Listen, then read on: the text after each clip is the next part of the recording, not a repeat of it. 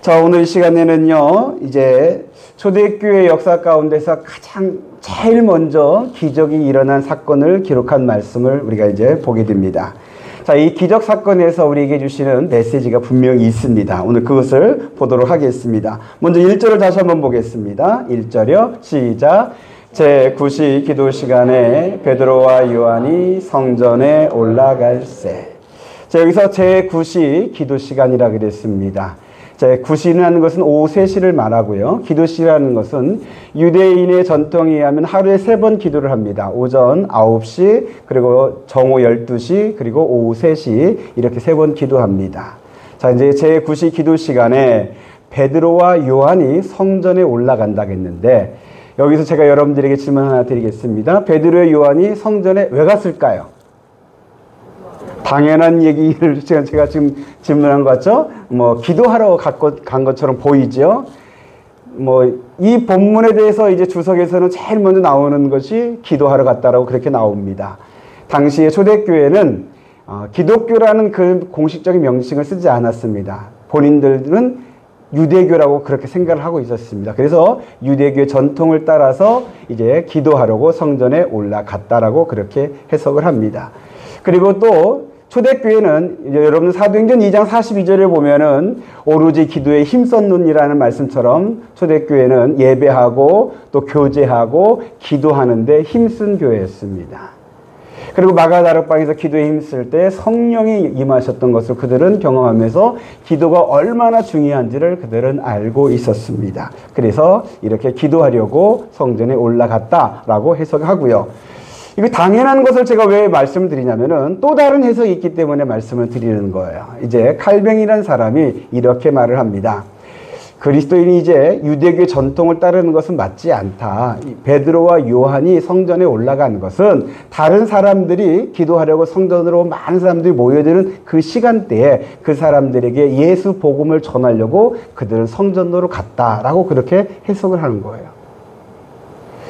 좀 너무 억지 같나요? 그런데 이 해석이 나름대로 일리가 있어요. 왜냐면은 기도하러 갔다면은 사실은 다른 사람들도 같이 가야 돼요. 근데 초대교회에 수많은 사람들이 있는데 그 사람들은 안 가고 베드로와 요한만이 갔어요. 두 사람이 올라갔다는 말은 뭘 의미하냐면은 예수님께서 이전에 제자들을 전도하라고 보낼 때 몇 명씩 보냈어요? 둘씩 보냈어요. 그래서 이 베드로와 요한 두 사람이 갔다. 말은 전도하러 갔다는 것도 의미가 돼요. 그리고 그럼 이제 여러분이 이렇게 생각할 수도 있겠습니다. 뭐가 중요한데? 기도하러 가는 것도 좋고 전도하러 가는 것도 좋은데 굳이 그렇게 구분하냐? 성경학자들은 그렇게 구분을 합니다. 그러면서 여기에서 메시지를 찾아내는데 어떻게 찾아내냐면 기도하러 갔다면은 기도하러 가는 중에 기적이 일어나서 하나님이 하시는 역사를 체험하게 된다. 기도하는 순간에도 기적이 일어나지만 기도하러 가는 중에도 기적이 일어날 수 있다는 것을 말하고요. 두 번째로 전도하러 갔다면은 여러분 지금 베드로와 요한은 지금 전도하러 처음으로 가는 거예요. 전도라는 목적을 갖고서 지금 처음 가는 거예요. 그런데 가기도 전에 성전 앞에서 한 사람을 만나서 그 사람을 이제 일으켜 세우는 기적을 일으키고 난 다음에 이 이후에 어떤 일이 벌어지냐면 솔로몬 행각에서 이 기적을 본 수많은 사람들이 모여들게 됩니다. 그래서 그들에게 설교하는데 베드로의 설교를 들은 사람이 약 5,000명이나 되었더라라는 말씀이 나와요. 전도가 되게 하신 거예요. 내가 전도하려고 마음 먹고 나갔더니 하나님께서 전도될 수 있도록 역사하신 거예요. 오늘 말씀은 사실 그런 의미가 더 강할 수도 있어요. 그래서 여러분, 저와 여러분 초대교회가 기도에도 힘쓰고 전도에도 힘썼습니다. 우리 양문교회도 기도에도 힘쓰고 전도에도 힘쓰는 교회 되기를 바랍니다. 그러할 때 하나님이 하시는 은혜가 있어요. 하나님이 하시는 역사가 있어요. 오늘 이 말씀에서 하나님이 하시는 것을 보게 되는 저와 여러분 되시기를 소망합니다. 자, 기도하러 갔든 전도하러 갔든 이제 베드로와 요한이 성전을 올라갈 때 성전의 미문이라는 아름다운 문이라는 별명을 가지고 있는 이 미문 앞에 한 사람을 만나게 됩니다. 그 사람에 대해서 2절에 이렇게 기록하고 있습니다. 2절 보겠습니다. 시작. 나면서 못 걷게 된 이를 사람들이 메고 오니 이는 성전에 들어가는 사람들에게 구걸하기 위하여 날마다 미문이라는 성전문에 두는 자라. 자, 한 사람을 만나는데 그 사람이 어떤 사람이냐면 구걸하는 사람이에요. 왜 구걸하냐? 나면서부터 못 걷게 되었습니다. 한 번도 걸어본 적이 없는 사람. 그리고 이 사람을 다른 사람들이 그를 성전 미문에 날마다 두었어요.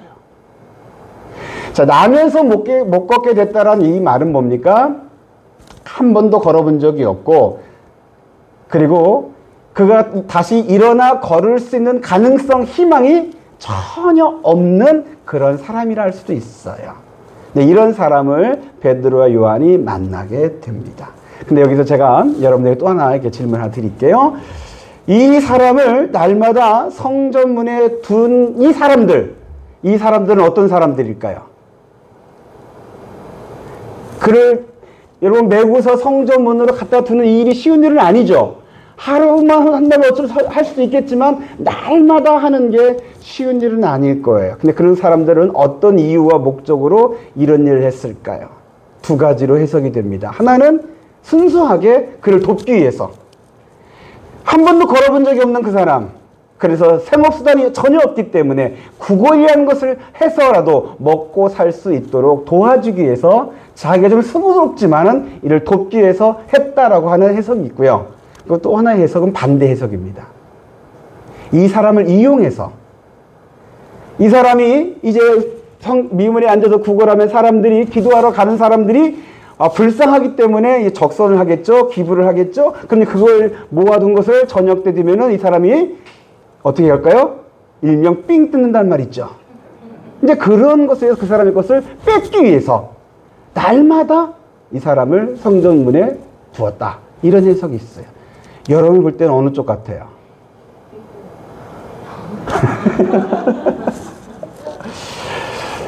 교회니까 의하면 좀 착한 쪽으로, 선한 쪽으로 말하고 싶은데, 근데 저도 사실은 누가 방금 삥 뜯는다는 말을 했는데, 저도 그런 뒤에 후자 쪽이 또 좀 더 그럴듯해요. 세상에 그렇게 순수한 사람이 많지는 않아 보여요. 뭔가 흑심 있는 것 같고, 저희가 있는 것 같고, 의심스러운 모습이 보여요. 그래서 어쩌면 제가 이 질문을 한 것 같기도 해요. 예전에는 제가 그래도 좀 순진한 사람이었습니다. 별로 여러분들이 믿지 않는가 본데요.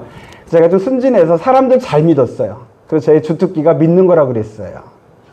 그런데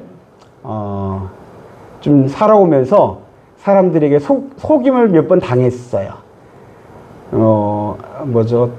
길가에서 땡철이라고 해서 샀더니 아주 비싼 돈으로 책을 산 적도 있고요. 고속버스에서 행운이라고 하면서 제비뽑기인데 당첨돼서 받았더니 금식인데 벗겨지는 도금시계로 한번 했고요. 이런저런 그 속임과 또 그런 사기와 뒤통수를 몇 번 맞다 보니까, 물론 제가 가진 돈이 없다 보니까 크게 사기당한 적은 없어요. 그러나 작은 것들 이렇게 하다 보니까 이렇게 믿을 놈 없다. 사람 참 속은 알 수 없고 믿을 수 없다라는 것들을 살면서 이렇게 좀 터득을 했어요. 그래서 사람들을 이렇게 상대할 때 의심하게 되고, 저 사람이 말하는 거, 저 사람이 행동하는 저희가 뭔가 그런 쪽을 자꾸 생각을 하게 돼요. 그런데 저는 자꾸만 이런 저의 모습이 싫어요. 전 사람들을 의심하고 싶지 않아요. 저 사람이 말하는 저희가 뭔지 그렇게 따지고 싶지 않아요. 제가 살면서 그런 경험해서 그런 거 배웠다 할지라도 목회하면서 성경 말씀 보면서 서로 믿고 사는 사회, 서로 신뢰하는 사회, 함께 사랑하는 그런 공동체, 전 그런 거 만들고 싶어요. 저 우리 양문교회가 그런 교회 되기를 원합니다. 그래서 여러분들이 서로를 볼 때 어떤 마음으로 보는지 모르겠어요. 믿는 사람을 보는지, 신뢰할 만한 사람으로 보는지, 아니면 믿는 사람이 더해 라는 그런 시각으로 보고 있는지는 모르겠어요. 그러나 제가 꿈꾸는 교회는 예수 안에서 서로 믿는 거예요. 서로 신뢰하고 서로 사랑하는 그런 교회, 그런 공동체입니다. 제가 이런 이야기를 누군가 했더니 어떤 분은 그러셔요. 그거 어려울 걸, 안 될 걸, 믿는 사람이 더 속여. 예, 어렵다는 거, 안 될 가능성이 많다는 거 저도 알아요. 그러나 단 1%의 가능성이라도 있다면 전 그거 믿고 그걸 향해서 나가고 싶습니다. 오늘 본문 말씀에 나면서부터 못 걷게 된 이 사람, 전혀 걸을 가능성이 전혀 없는 그 사람을 베드로와 요한은 걷게 했습니다. 기적이 일어났습니다. 가능성이 예수 안에 있다는 걸 오늘 본문은 우리에게 말해주고 있습니다. 여러분들이 꿈꾸는 진짜 이상과 같은 하나님의 나라의 그 모습이 세상에서는 전혀 이루어질 것 같지 않은 그 모습이 그러나 예수 안에서는 이루어질 수 있다는 것을 오늘 본문은 우리에게 말해주고 있습니다. 예수 안에서 저와 여러분들이 아름다운 꿈을 꾸실 수 있게 되기를 바랍니다. 자, 그러면은 그것이 어떻게 이루어지는가 우리가 좀 더 말씀을 드려보도록 하겠습니다. 6절 말씀을 보겠습니다. 6절 말씀이요. 시작. 베드로가 이르되 은과 금은 내게 없거니와 내게 있는 이것을 내게 주노니 나사렛 예수 그리스도의 이름으로 일어나 걸으라 하고. 6절 말씀이 오늘 이 기적의 사건의 열쇠가 되는 말씀입니다. 그리고 이 6절 말씀이 기독교가 어떤 종교인가를 우리에게 알려주고 있는 말씀입니다. 여러분 6절 말씀을 잘 기억해 주시고 여러분들이 암송할 수 있으면 암송하셔도 좋습니다. 뭐 다른 거 여러분들이 기억하기 어려우시다면 은과 금은 내게 없거니와 내게 있는 이것을 내게 주노니 곧 나사렛 예수 그리스도의 이름으로 일어나 걸어라. 이 말씀은 여러분들이 암송하셔도 좋겠습니다. 베드로는 구걸하는 이 사람에게 당신이 원하는 은과 금, 돈은 내게 없습니다. 그러나 내게 있는 것을 당신에게 주니 곧 예수 그리스도입니다. 예수님을 줄 테니 예수님을 통해서 일어나십시오. 라고 말하고 있습니다. 어떤 사람은 이렇게 생각할지도 모르겠습니다. 베드로가 돈 없으니 예수 전합니다. 라고 그렇게 생각할지도 모르겠습니다. 그러나 그것은 오해입니다. 베드로가 돈이 있고 없고를 떠나서 베드로가 진짜 주고자 했던 것은 예수였습니다. 여러분 초대교회부터 교회는 이 세상 사람들에게 예수를 전해주는 게 교회입니다. 여러분 교회가 세상 사람들에게 돈을 주는 곳이 아닙니다. 위로나 평안 좋지요. 그러나 그거의 근본 되시는 예수를 주는 것이 교회입니다. 이것이 교회입니다. 세상 사람들은 교회에서 돈을 구할 수 있겠고 위로나 평안이나 승리나 어떤 다른 약속을 받기를 원할 수도 있겠지만 근본적으로 교회가 줄 수 있는 것, 교회가 줘야 하는 것은 예수입니다. 저와 여러분들이 이것을 분명하게 기억해 주시기를 부탁드리겠습니다. 그리고 여기 6절 말씀 한글 성경에는 안 나와 있지만 원어상으로는 하나의 헬라어 단어가 있습니다. 그게 뭐냐면 대라는 접속사인데 이 대라는 접속사의 뜻은 뭐냐면 그러나입니다. 한번 따라서 해주시기 바랍니다. 그러나. 왜 그러나라는 말이 들어가 있냐면은 은과 금은 내게 없습니다. 그러나 내게 있는 것을 당신에게 주겠습니다. 그래서 맥켈레이라는 신학자는 이 본문을 갖고서 초대교회는 그러나의 신앙을 가졌다라고 그렇게 해석을 합니다. 그러나의 신앙. 한번 따라서 해주시기 바랍니다. 그러나의 신앙. 은과 금은 없는 거. 그거에 입축되지 않습니다. 그러나 내게 있는 것, 내 안에 있는 것, 그 예수님을 전하고 그 예수님으로 말미암아 선포하고 그 예수님으로 말미암아 역사가 일어나게 하는 것이 초대교회였습니다. 세상에서는 은과 금이 중요하다고 말합니다. 그러나 교회는 그거 없어도 괜찮다고. 진짜 중요한 것은 예수라고. 그것을 말하고 있습니다. 여러분, 우리 화산이 마을 주민들이요, 저에게 이런 말을 몇 번 하셨어요. 돈도 없는데. 이분들이 교회가 돈이 없는 거 아셔요. 어떻게 하시는지, 재정상부 들여봐 보셨는지 아셔요. 교회 통장을 보셨는지 어떻게 됐는지 아셔요. 그러면서 돈도 없는데라는 말을 몇 번 하셔요. 근데 그 말의 뜻은 돈도 없는데 목사님 어떻게 사세요? 라는 그런 뜻도 있고요. 또 하나는 돈도 없는데 무슨 이런 선물 다 하시냐고, 이런 거 부담스럽다고 하지 말라고 하는 그런 뜻도 있어요. 그러면 제가 그런 말 들으면 제가 뭐라고 말했냐면은, 아니 돈 많아요 교회에, 하나님이 주셔요 라고 대답을 했어요. 이거 아멘 하시면 좋죠. 근데 제가 오늘 이 말씀을 듣고 깨달았어요. 이건 정확한 대답이 못 된다. 정확한 대답은 이렇게 해야 한다. 맞아요, 돈 없어요. 그러나 우리에겐 예수님이 계셔요. 진짜 제가 해야 할 말 이거였더라고요. 이 마을 사람들에게 교회는 돈으로 사는 곳이 아니라, 돈 없어도 괜찮아요. 그러나 우리에게는 예수님이 계셔요. 그 예수 안에서 우리는 사는 거예요. 예수 은혜로 사는 거예요. 예수님을 통해서 사는 거예요. 그 예수님을 전하려고 우리가 선물도 주고 그를 섬기고 그에게 복음을 전하려고 하는 거 아니겠습니까?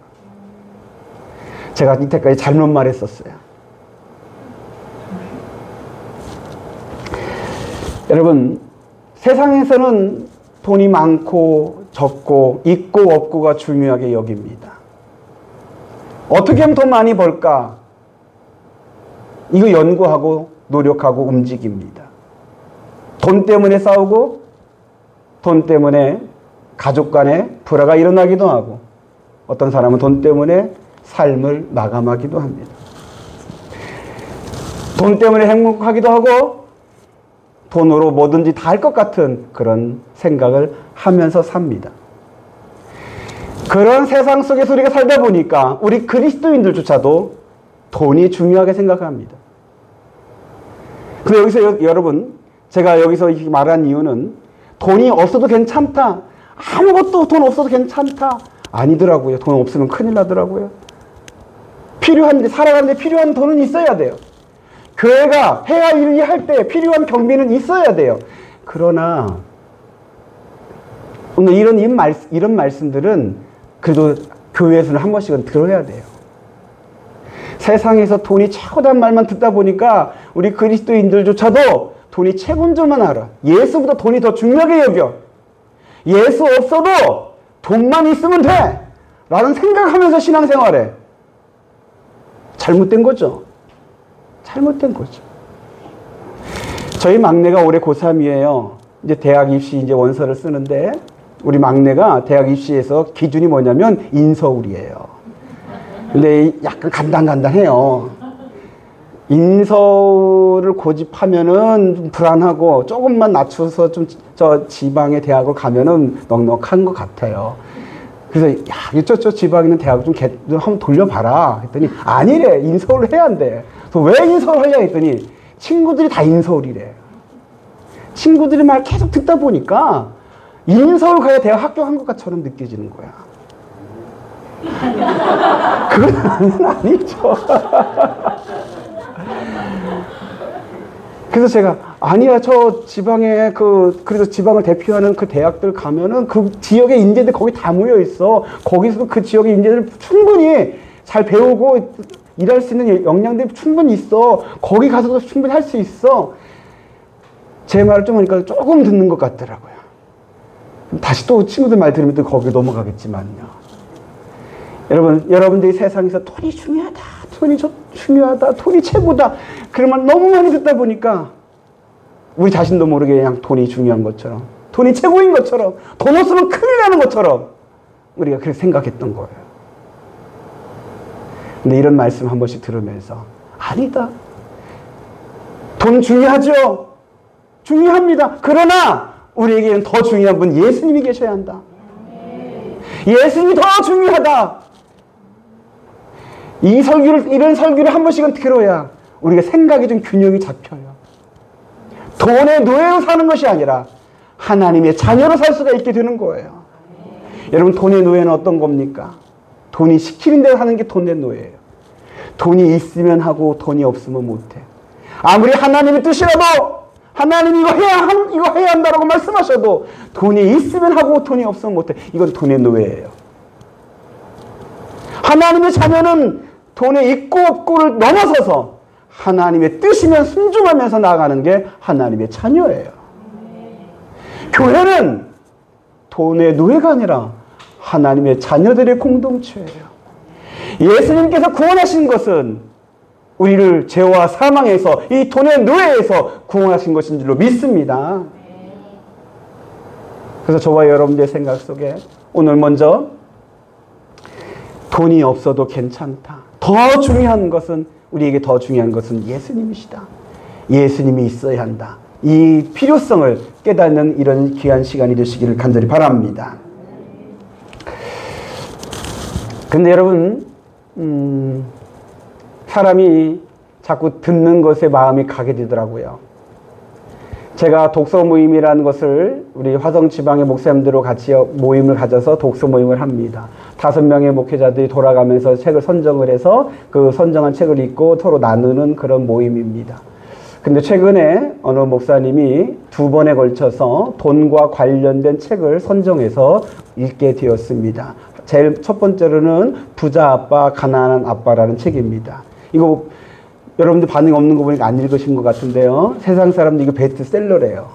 그래서 저도 읽어봤는데요. 읽으면서 마음이 불편했어요. 왜 불편했냐면 가난한 아빠는 실패한 아빠다. 부자 아빠가 되어야 한다. 뭐 이런 내용이에요. 나 가난하거든요. 그래서 내가 실패한 아빠인가? 막 그래서 근데 저와 목사님들이 다 저 비슷한 마음으로 막 열띤 토론을 하면서 논쟁을 했어요. 그러면서 내린 결론은 뭐냐면 돈 버는 걸 배워야 한다. 그리고 두 번째로 책을 한 달 후에 또 두 번째 책을 이 목사님이 가지고 왔는데 두 번째 책은 뭐였냐면 자본주의라는 책이에요. 이 자본주의라는 책은 뭐냐면은 어떻게 하면 돈 벌 수 있는가를 알려주는 책이에요. 그 책을 보면서 아, 세상은 이렇게 돌아가는 거구나. 이렇게 하면 돈 벌겠구나라는 것을 알게 돼요. 그러면서 이제 제가 좋아하는 후배 목사님과 같이 한 가지 일을 하게 되었어요. 뭐냐면 펀드에 투자하기로 했어요. 그래서 카카오페이라는 그 이제 앱사이트에서 펀드가 있길래 제가 돈이 얼마나 있겠습니까? 그래서 수중에 있는 돈 투자를 했어요. 5만 원을 투자를 했어요. 제 후배 목사님은 10만 원 투자하고요. 그리고 이제 투자하고 매일같이 이게 들여다보게 됐어요. 이게 사실은 매일같이 들여다볼 문제는 아닌데 궁금하더라고요, 자꾸. 그래서 예수님이 하셨던 말씀, 보물이 있는 곳에 내 마음이 있다는 그 말씀이 사실이더라고요. 제가 거기에 투자를 하니까 그걸 자꾸 들여다봐요. 그런데 문제는 뭐냐면 매일같이 들여다보는데 매일같이 이렇게 수익률이 떨어져요. 마이너스예요. 그래서 처음에는 하루 그러다 말겠지 했는데 일주일 가도 또 떨어지고 한 달 지나도 또 떨어지고. 그래서 지금 어제 제가 확인해 봤거든요. 어제 확인해 봤더니 현재 마이너스 6.4% 정도 됐어요. 그래갖고 지금 한 4,000원 정도가 날라갔어요.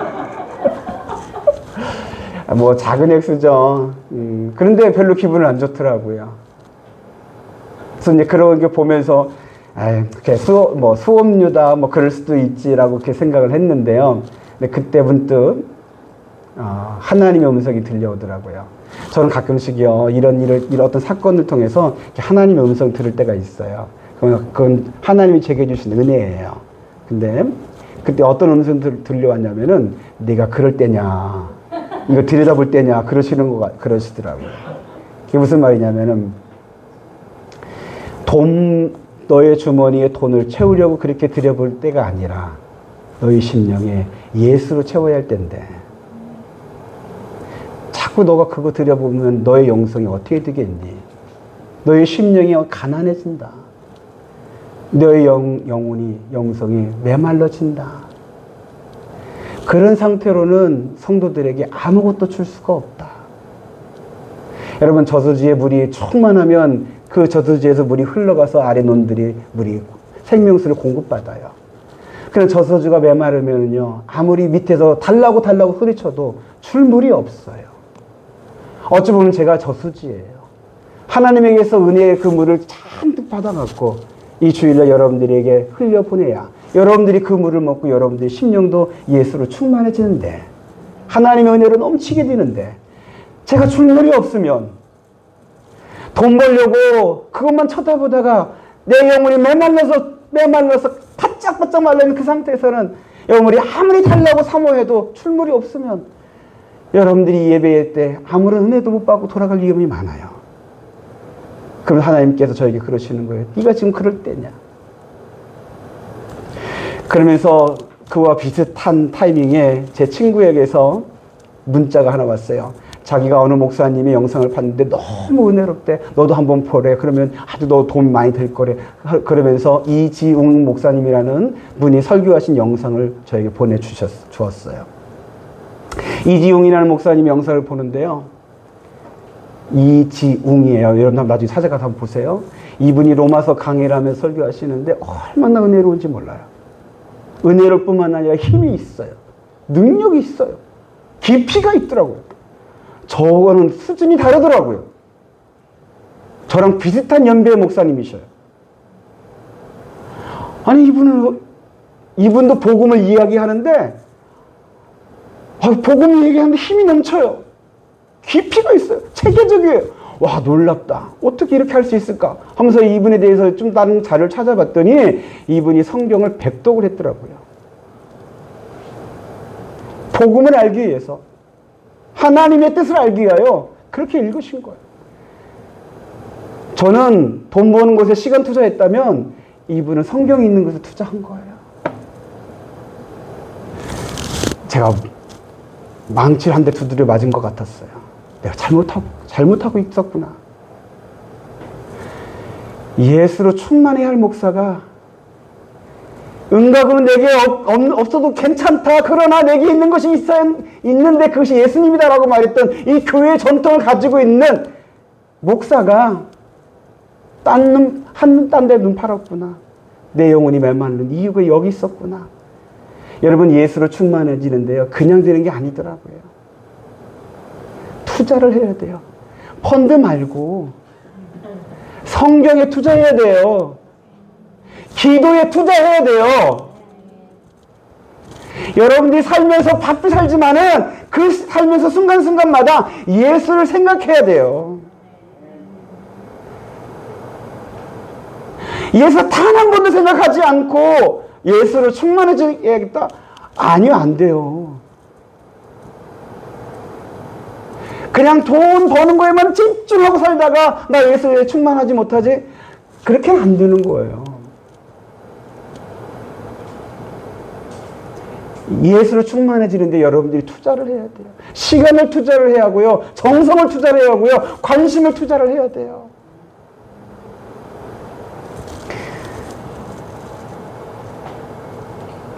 하나님께서 저에게 오늘 이 말씀을 통해서 제목을 예수로 충만하라는 제목을 주신 게 여러분을 위한 것도 있겠지만은 사실은 저를 위해서 주신 말씀이라고 좀 받았습니다. 저는 저를 위해 주신 말씀으로 받고요. 여러분은 여러분에게 주신 말씀으로 받으십시오. 예수로 충만해야 합니다. 교회는 예수로 충만해야 하고 목사나 성도도 역시 예수로 충만해야 합니다. 그래야 그곳에 생명이 있고 힘이 있습니다. 예수로 충만한 곳에 역사가 일어납니다.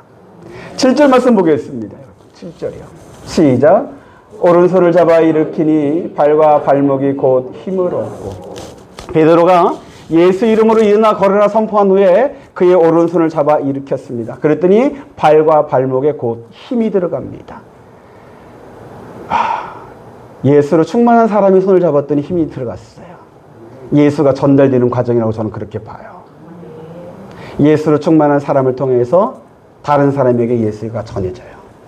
그것이 힘이 되기도 하고 위로가 되기도 하고 평안이 되기도 하고 능력이 되기도 합니다. 저는 이것이 저에게는 도전의 말씀이에요. 저는 주일날 설교에 오늘 예수 이름을 많이 선포했어요. 그리고 예배 끝나고 나서 전 더 뒤에 가서 여러분의 손을 잡을 거예요. 매주마다 잡았어요, 사실은. 근데 여러분들 아무리 힘이 들어간 것처럼 여러분 반응이 없더라고요. 그것은 제 잘못이에요. 제가 여러분에게 예수를 전해주지 못한 제 잘못이에요. 예수로 충만하지 못하니까 아무런 전율도, 아무런 평안도, 위로도, 힘도 전해지지가 못했던 거예요. 예전에는 예배 끝나고 목사님하고 안수해야 복 받는다라고 해서 목사님하고 악수하는 걸 굉장히 중요하게 여겼어요. 여러분, 그거 미신이에요. 그런 거에 현혹되지 마십시오. 그러나 예수로 충만한 사람의 손을 잡으면 분명히 힘이 전달됩니다. 저는 제가 예수로 충만해지기를 원하고요. 이제 그걸 위해서 투자할 겁니다. 그래서 어느 날 여러분들이 저의 손을 잡을 때 힘이 느껴지거든. 그 힘을 받으십시오. 그리고 여러분들이 예수로 충만해져서 여러분들의 가족이나 여러분들의 이웃의 손을 잡아 주십시오. 아파하고 있는 사람에게, 위로가 필요한 사람에게, 사랑이 필요한 사람에게, 예수가 필요한 사람에게 손을 잡아 주십시오. 예수를 전해 주십시오. 그럴 때 그가 일어서게 됩니다. 한 번도 일어선 적이 없던 그 사람이, 일어날 가능성이 전혀 없는 그 사람이 일어나게 됩니다. 그 기적이 일어나는 것이 기독교입니다. 세상을 변화시키는 것이, 이것이 기독교입니다. 우리 양문교회 진짜 기독교의 교회가 되기를 원합니다. 우리 모두 예수로 충만해지길 바라요.